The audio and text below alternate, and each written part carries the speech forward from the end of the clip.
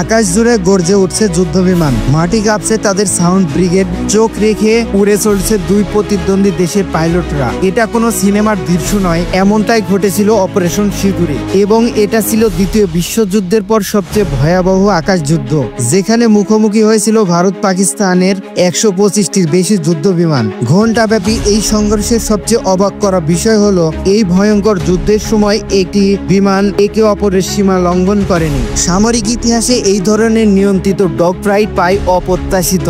ভারতের অপারেশন সিন্দুর অভিযানে অংশ নেয় 75 থেকে 80টি যুদ্ধ বিমান, যেগুলোর মধ্যে ছিল ফ্রান্সের তৈরি রাফাইল, রাশিয়ার তৈরি সুখোই 30 এবং মিগ 29-এর মতো অত্যাধুনিক ফাইটার জেট। এসব বিমান স্কাল্প ও স্পাইস 2000 মিসাইল বহন করছিল। অন্যদিকে পাকিস্তান প্রতিরক্ষায় ব্যবহার করে চীনের তৈরি JF-17 থান্ডার এবং J-10C মডেলের প্রায় 40 থেকে 45টি যুদ্ধ বিমান, যেগুলো সজ্জিত ছিল PL-15 মিসাইল সহ।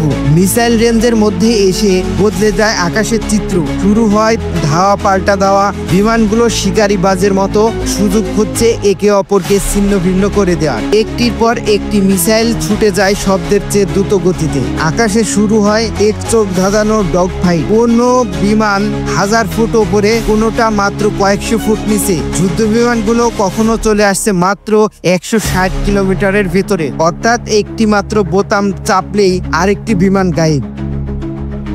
এই ভয়ঙ্কর যুদ্ধের মাঝে মাঠে নামে এক অদৃশ্য যোদ্ধা, পাকিস্তানের ভূমিভিত্তিক চীনা আকাশ প্রতিরক্ষা ব্যবস্থা HQ-9, যা লড়াইকে গড়ে তুলবে আরো জটিল ও ভয়ঙ্কর। দুর্ধর্ষ এই আকাশ যুদ্ধের ঘটনা সাম্প্রতিক সময়ে দীর্ঘতম, এমনটাই দাবি করে বিভিন্ন সামরিক সূত্র। এমনকি দ্বিতীয় বিশ্বযুদ্ধের পর পরবর্তী সময়ে দেখা মেলেনি এরিয়াল ওয়ারফেয়ারের।